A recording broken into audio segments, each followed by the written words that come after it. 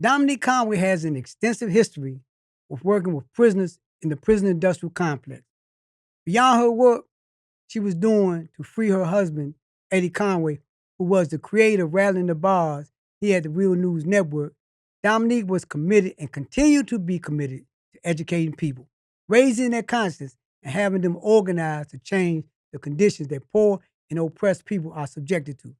She, along with others, created the program called Friend of a Friend that was responsible for organizing and raising prisoners' consciousness. Welcome, Dominique. Thank you for having me. Okay, so let's start here. You have an extensive involvement with the prison industrial complex throughout this country. You've been in some FCIs, you've been in some detention centers, you've been in some county jails, and you've been in I met you in the Maryland prison system. What brought you to this space in terms of finding yourself where you was constantly involved in going to institutions? What got you into that frame of mind to be a part of that? Because that's in and of itself, anybody involved with prisons and to the extent that you have been committed to, they get burned out quick. It's not a place where you see a constant change and progress in terms of like what's going on. It's a lot that goes on, but it's hard not to get burned out. And I've been in space where I've seen people come and go, but when I look at your tenure in this environment, it's different. Why?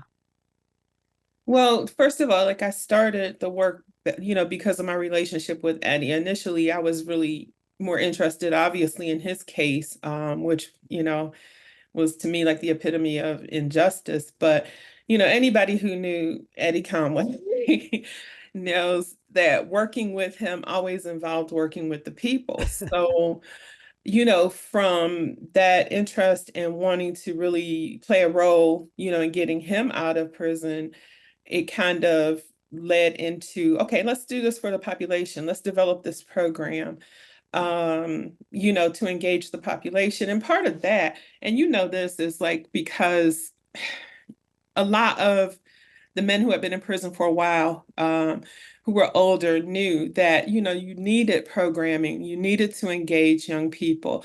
Without that, a lot of that idle time would just simply lead to violence. So, that working with Eddie kind of sparked it initially at the House of Corrections in Maryland. We worked with the veterans group there because, you always had to have this group that you worked through. Right. We were able, through that group, we were able to bring in people who could speak to very specific issues, who could actually really do a lot of political education. We couldn't tell the prison system that's what we were doing. Right. So everything we did was under the guise of conflict resolution. But don't get me wrong, a lot of the men also wanted to do that conflict resolution, and a lot of them were doing it, and not in the way that people may think. But these were men who could intercede in violent situations and, step between, two people wielding knives. Right, So, right. I feel like I learned a lot from that too, from working with folks inside. It was never a one-way situation where I was just simply bringing in people who were educating. The people who came in often talked about how much they got from the experience of going into the prison system and working with folks. And, that just continued to spread throughout the system in Maryland until I think it really became a threat to the administration because of the fact that we were able to work with people from all walks, different religions, right, different street organizations / gangs. right. Friend of a friend came out of that programming that started at the house. Friend of a friend became more of a formalized mentoring program, but Friend of a Friend became big. And, at one point we were, I was working with hundreds of men in the Maryland prison system. Right. And then we spread into the federal system as well. Let's talk about that because I remember, so we can educate our audience exactly what Friend of a Friend. I remember when when Eddie came I was at JCI when he came to JCI. I hadn't seen him in a long time, and so we was up in the library talking. He told me, he said, "Look, I got this group that we getting ready to bring in here." He didn't say we getting ready to start. He said, "I got this group we getting ready to bring in here, and I want you to be a part of it." And I'm telling him, say, "Well, like they ain't gonna let you start no new group. They had a real rigid system of allowance." I said, "It's gonna be kind of price, or don't worry about that. Or this gonna happen. It's just a matter like when we get to the right people and talk to them." And that became friend of the friend, and I was given the responsibility of helping to coordinate some of the things that was going on. Explain what friend of the friend is, and like you briefly touched on how it came about, but talk about how it came about and how it morphed into what it ultimately turned out to be really a course that you could teach in college. Mm-hmm. Yeah. So once the Maryland House of Corrections was closed, they like dispersed these men to different prisons throughout the system. At that point, we had been there for a few years working with that vet group. So we went to Department of Public Safety and we're like, we want to continue this work. Basically, we were like, they sent Eddie to Hagerstown. We're like, we're following Eddie to Hagerstown. Yeah, right. At the time, Mary Ann Sarr was the head of public safety, a liberal, okay, but right. that got us in the door, and that's what we needed to happen. So we went into the Maryland Correctional Training Center at Hagerstown. That's where Eddie was, and Eddie had pulled together men from the population, very diverse kind of group in terms of who and what they represented. And I met with those men and pretty much asked them, what do you want to do? Which was a different approach this time. It's like, okay, what do you want to do? And they chose a mentoring project. From there, Right. we developed a curriculum, but we always, always, always had a very political component to the work. Right. And always did political education because, one of Eddie's concerns was trying to, and all of our concern, and I give a lot of credit to Eddie, but the reality is it was me, it was other men in prison who pulled this together. But the concern was like, you have these young men who, some of whom have come into the prison system already broken. And it's a system that just continues to break people. Mm-hmm. So we wanted to really send people back out into the community more whole. And so that was a part of it. And I feel like with Friend of a Friend, what we were able to do that we weren't able to do with the vets program is we created like this sense of community, a sense of family. Right. People had this feeling that they belonged to something that was bigger than themselves. And even when we were in the feds, it was like that because also we would tell them the story, and the name itself came from like a code word that was used on the Underground Railroad, which was kind of our view. It's like, hey, we're trying to help people get free. Yeah, right, exactly. I may not have had a Winchester or whatever Harriet Tubman carried, but we were certainly, Yeah, we had Winchester intent ideas. on, yeah, trying to help people get free. And that freedom first came through their minds. Right. Okay.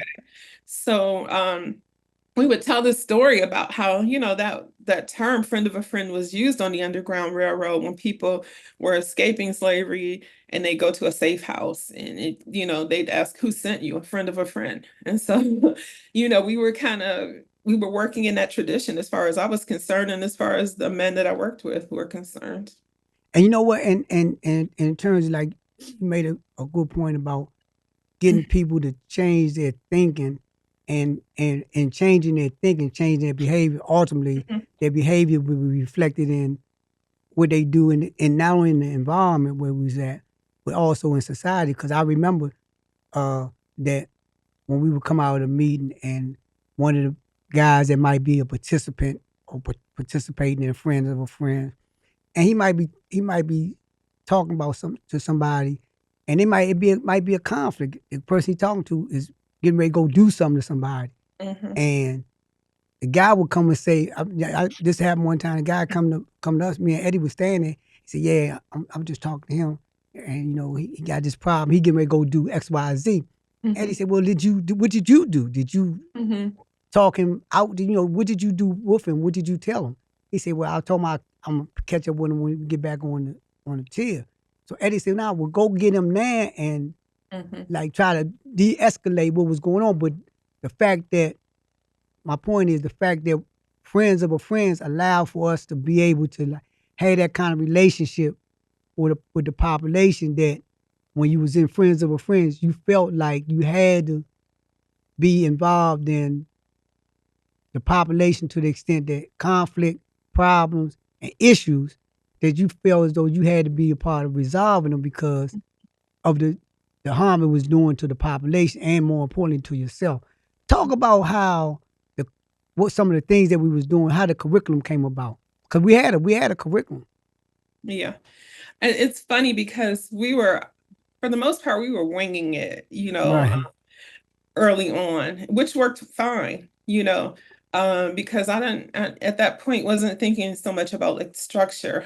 But the reality is it was like my supervisor suggested it. I hate to give him credit, but it was Hey, good because we were able to pull together a curriculum that really reflected the work that the men were doing. So if we're talking about conflict resolution, what you see represented in the curriculum was based on what really happens in prisons. I asked them, right. what are the number one conflicts in here? Telephone, microwave. Exactly, right, exactly though. That's the So reality. we center the curriculum around those kind of situations, and but there was always stuff that was never put in writing that we did and we worked on because of the fact that we were doing a lot of political education. And even Right, in the right. curriculum, I slipped a little bit of the red book in there, Yeah, right. Mel, yeah, that's right. Being chairman because there. we knew that the curriculum was going to be viewed by prison officials, so I had to really be mindful of who else is looking at this in terms Right. of developing it. But I feel like the richness came from not just the curriculum, but from what the men also added to that, from what I was able to add to that. And also just those initial like trainings, because when I would go into the feds, I would be there for maybe 3 days, Right. working with the men and doing the training. And then from there, they'd be on their own. And and when we talk about which I want to go into next is the political education aspect of it because like in JCI, we bring Moon Works in with Mama K, Mama Rashida, their collective, cultural collective, and they did a play. But Mhm. up until that point, they had never done anything like that in JCI. But more importantly, when the people that we was bringing in, like Mama K, uh, whose husband is, both of them were Panthers, and You her mean Mama husband C? is, yeah, Mama C, right, and her husband Naz, and they in Tanzania. But we brought people in that had that ordinarily people in the prison would just say like, oh man, I would never have access to these people, Yeah. uh, because it's just not something that I'm doing individually. But when we brought these people in, it opened up a new world to the prisoners, and they start actualizing. Hmm. Avion, remember he was he could write real good. He always Hmm. had good writing skills. But Yeah. when he got in contact with uh, friends of a friend, he developed some real political poems Hmm. that reflected just how he felt. Talk Yeah. about why it was important to have that political aspect associated with friends, and just as opposed to having, like you say, okay, we give you information about how to resolve conflict over the microwave, how to resolve where it ain't that life or death situation. You Yeah. better, you gotta outthink this situation. Why was the political component important in this in Friends of a Friend? I think because at the core, that's who we were. Right, right, right. That's who Eddie was. And everything that we did was going to be political. You know, we it would be easy to like look at friend of a friend and think of it more as a reformist kind of measure. Mm, Um, but we never viewed it that way because we knew that in between actual like revolution, you got to do something for the people. Right, right, You know, exactly. survival pending. Okay. Yeah, yeah, And also that abolition was a ways is a ways off. So in right. that time, what do? Do you just leave people to their own devices? No, you work with them. And I mean, we were always very clear that like we weren't trying to tell particularly the young people we work with, we weren't trying to tell them what to think.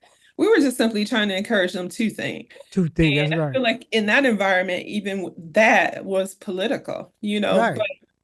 the political education was important because we also wanted them to understand like the role that they had previously played in the community. Because the hope was, and this occurred in very different ways, that folks would go back into the community and put into the community, whereas before maybe they were taking, maybe they were doing harm. Right. Um, Mm. you could tell a person, well, you're really doing bad things in the community, but where does that get you? We Right. wanted to understand why were your choices limited to selling drugs? Right. Right. Okay. Right.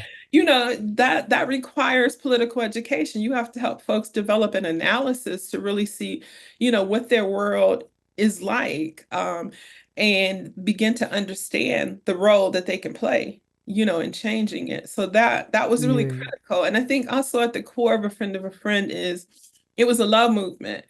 And love is political. Right. Right. Right. Love is Right. Right. revolutionary. You Right. know, I think it was James Baldwin who said, love has never been a popular movement. Right. Right. Okay. Right.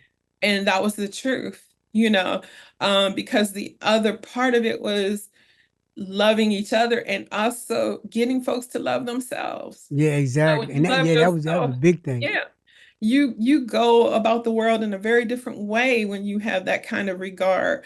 But a lot of people had grown up in environments where not only were they not loved, but the world didn't love them. The world said bad things about them. Hmm. It still does. Yeah. And you know what? And I like that because I recall like we had young guys in there, and they had this persona, this machismo about them, and then we had people in there was built like that.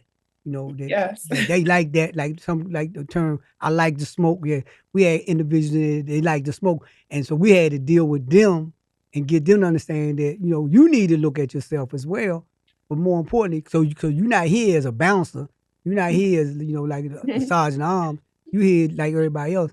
But I remember one incident with Timmy Pool. And for the benefit of everybody, Timmy Pool is a well-known individual in the Maryland system. And this kid was going back and forth, and Poole just said, "Man, all you need is a hug," and grabbed him and hugged him, and the kid started crying because Yeah. up until that point, nobody never hugged him. But I like with the thing about the political aspect, and you can talk about this, is how, because you mentioned how people was taken from the community. Now, everybody that I know of that was involved in Friends of a Friend is out in society right now, or in the institution that was impacted by. They're doing things in terms of like giving back to the community. They taking ideas and seeing like what some of the things that might need to be done, violence interruption, clothing, feeding people, having like friends of a friend type activity in terms of within the community. Talk about your experience in like witnessing some of this from individuals coming out that you actually witnessed or that you knew was impacted by it. Yeah. Um, I feel like early on, maybe 2009 or so, one of the first guys, because for a long time we were working with folks and our folks were serving long sentences and Right, people right, getting out like that. One of the first guys, Omari, was released and I actually hired him. And that kind of started a whole process of me hiring some of the men who were right, coming right, out to do some work in the community, and engage the community. So, because also I felt like it was important for us to mirror the very things that we're talking about. And I worked for a nonprofit, and I was like, they need to put their money where their mouth is. right, right, right, You right, talk about how right, great the program is. We need to be able to hire these men. And so over the years, I hired quite a few of the men who were returning. But then you also have men who gradually came out and just engaged in very different ways. I think about like Hussein Muhammad or William Freeman, who, he started going to classes inside through Goucher University. Right, right, He got out, continued at Goucher. Actually, during graduation, he was the speaker, right, right, right, from there got accepted into Hopkins, but also on the side continued to do work. He was involved with organizations, but he also attempted, to help other folks. And that was actually how it was inside, because he was that person inside who was also trying to help, and trying to help folks negotiate their way out of street organizations. And I remember there's a story that I have about him where we were actually paying our mentors stipends. Yeah, we did. right. That's right, that's right, that's I'm right. sure the That's what we did. DOC That's didn't what we did. appreciate that, but we did. And he used his stipend to actually buy somebody's way out of the gang. And I was like, wow, that's deep, because, everybody else is buying like Game Boy, whatever. Right, right. And that's the paradigm shift because when they took the Pell Grant out of the prison system, and prior to taking the Pell Grant out, this was a mechanism. This is where everybody went to school because we had a repressive. This was in the Maryland Penitentiary. We had a repressive warden that was pretty much saying that if he think that you're doing something, he gonna put you on admin. So everybody started going to school to get Mhm, around that. But in going to school, it put us in an environment we had to think. We had to because mhm, we constantly like aware of like our classes. But in terms of like friends of a friends, that's the takeaway. Because most of the guys that was in there, like I said, they went back on the tiers, or they got out. They thought about they perspective about society changed, and their relationship with society, but more importantly, their relationship with the community. Their mhm, perspective changed, and then when they changed their perspective, their practice changed, and they started implementing ideas around things that could like better improve their relationship with the community and better get the community to understand their value and their worth.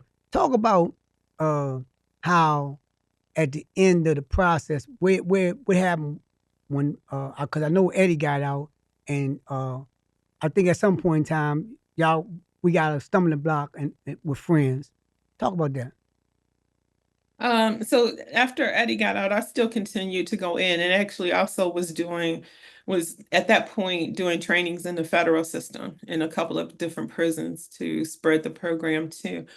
Um, and you know, prior to Eddie being released, there were always these hangups that we would run into with the Department of Corrections. There were periodic bans. One time it was because I had a floppy disk in a planner that I stuck in a metal detector. I was banned for months at that point. Yeah. Even though, I was like, "Look, you guys can look at the floppy disks." It was like, because you also are the only people who actually have computers that Right. Right. put a Exactly. floppy disk in. So that created a lot of frustration. And for me, that kind of sealed the fate of Hagerstown, because once that ban was lifted, I didn't feel comfortable going back to Hagerstown. I felt like that represented their desire to get rid of us, and I Right. wasn't sure what they might do beyond that, especially Right. because we won in terms of the whole fight to get back in. So I continued to do the work down in the Jessup area in the prisons there and in the federal system. But even that after a while, because like I said, we were also paying the mentors stipends. And I felt like that was important. It's like Right. these folks were doing work that people get paid Exactly. well to do out in the community. I was like, why are we not doing it? We were actually even writing that into grant proposals, and being one particular funder was giving us the money to do that. And so there was some point though at which that there was a conflict. I think one of the mentors they found a check or something, and that Yes, created yes. a problem. And that at that point, I was like, I'm not going back to meet with Right, these because yeah, you ready to people fight. Yeah, with the fight, you get DOC. ready another fight. The fight ain't worth that. Yeah, I was like, I'm not explaining anything. We did what we did because it was the right thing to do. There are rules and regulations, and usually those are, particularly when you talk about prisons, those are intended to really suppress people. We weren't about that. We were about really uplifting folks. So once that occurred, I just made that decision. And Eddie was like, "Yeah, it's time." He was like, "You did a bid too." Like, and Yeah, it was time yeah, for me yeah, to stop the work anyway, because yeah. it was time for us to live too, and live outside of Right that outside there, system yeah. that for so many years, had him. So, And you know what? And another part of the impact of friends that I see is that when guys was getting a stipend, it created income for them. When guys got out, they was being hired. Talk about now we have this perspective in this country, and I want you to weigh in on this. We had this perspective in this country. We had the abolition movement, and people actually open up and say, I was on a Zoom the other day, and the woman she did her spiel, and she said, "Oh yeah, by the way, I'm an abolitionist, right?" And her platform, and I'm not questioning her strategy or tactic. Her platform is to engage in trying to get laws changed uh, that impact people. mhm, Mandatory minimum, trying to get mandatory minimum change. But mhm, but then you had this purist mentality out there about abolition, and the purist mentality that's coming like all thing movements, the contradictions become apparent based on a person to me based on a person's conscious level of consciousness and awareness when they make their analysis. But you had this purist movement like, hey, all buildings, all everything prison industrial complex related, abolish it, and like the same way abolishing slavery. Talk about that in terms when they'll see some like friends or they'll see people coming in doing like interacting with self help groups and might have ulterior motive for coming in interact with self help groups to like create a political education class, mhm. uh, network with people around educating them, network around aging all saying like coming in veterans group, we talk about like you have a right to post trauma traumatic stress disorder, and I got this radical lawyer coming in. Talk about that part of Mhm. abolition as it relates to this concept of abolitionists. Okay. Yeah, it's funny, because like that dialogue goes back so far for me in terms of doing this work for, I guess it was almost 20 years, and that ongoing dialogue about abolition. And I always avoided calling myself that. And I personally don't even believe in labeling myself. I don't feel the need to. Right? Exactly. You know, Exactly. your work will speak for you. Hmm. But one of the things, especially being a student of history and having really looked at slavery, is that people were calling for the abolition of slavery, but they didn't stop engaging with Black folks who were enslaved. Okay, it didn't Exactly. stop people from teaching people to read. It didn't stop people from helping people get free. You always have to be willing to engage with the very population that you're talking about, because one, you shouldn't be talking about them if you're not really engaging with them. Right. Right. Because also people can speak for themselves and what they want. And it's not that I don't believe that prisons should be abolished. I do, but I also understand that there's a long way to that. And we have to be willing to engage folks. Also, the communities that generally are impacted by the prison system, they're still, for many people, a sense that they're not safe. And don't get me wrong, I know police do not make people safe. Right. Okay. Right. That's Right. part Right. of Right. Right. the Right. lack of safety in the community. But also, there are other things going on in the community that we have to be willing to address. And we have to look at ways to address those things. We have to create alternative economy for folks. People have to be able to live and eat, or they will revert to crime. That's not a Black thing. That's not a Latino thing. That's just a That's a thing. social construct. Okay. Yeah. Yeah. So I feel like there's a need to always be engaging with the people who will be affected by abolition, and not just engaging in a way that's providing resources or telling people what to do, but actually finding out what people need and want, what they desire, what abolition really means for them. Because like I said, during slavery, you still had various people who were engaging with folks who were preparing them for that point, who were educating, who were helping people, sneak out, get to the north, cross them state Right. lines, and do all of that work. And it's still very necessary, particularly with prisons, because I just feel like people inside just become more invisible over the years, and over the last decade, it seems to be that way. And it's not to say that people aren't doing work. I think a lot of those people who are doing work, it's just simply not amplified. And the issues that they're representing are not amplified in a way that they really need to be. Right. There you have it. Real news. Thank you, Dominque Conway, for coming on and educating our audience on the importance of the community, people in the community as activists, whatever however they find themselves, come into this environment and give this environment, the prison environment, some exposure to society, but more importantly, some of the political elements that's in society to change their thinking. Thank you for coming in. You definitely rattled the bars today. Appreciate you. Thank you. There you have it. Real news, rattling bars. And guess what? We actually are the real news.